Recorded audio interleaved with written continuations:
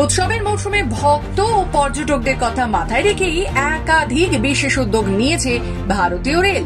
নভেম্বরে শিব ভক্তদের জন্য চালু হচ্ছে এক বিশেষ রেল যাত্রা, ভারত গৌরব টুরিস্ট ট্রেন ফর দর্শন, যা দেশের 7টি জ্যোতির্লিঙ্গ ঘুরিয়ে দেখাবে। আইআরসিটিসি এর উদ্যোগে এই যাত্রা শুরু হবে 18 নভেম্বর যোগনগরী ঋষিকেশ থেকে এবং 29 নভেম্বর শেষ হবে।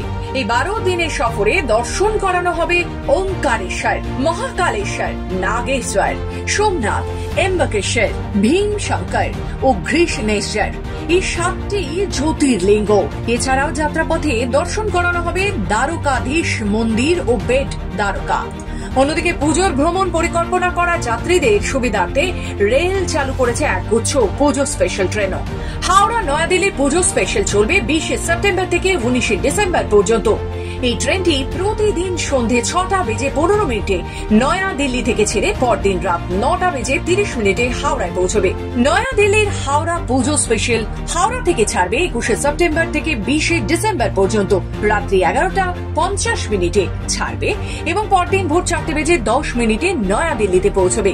রেলের তরফে জানানো হয়েছে পূর্ব রেল জোনে যাত্রীদের ভিড় অত্যন্ত বেশি, তাই শুধুমাত্র হাওড়া নয়, শিয়ালদা ও কলকাতা থেকেও মোট 24টি পুজো স্পেশাল ট্রেন চালানো হবে।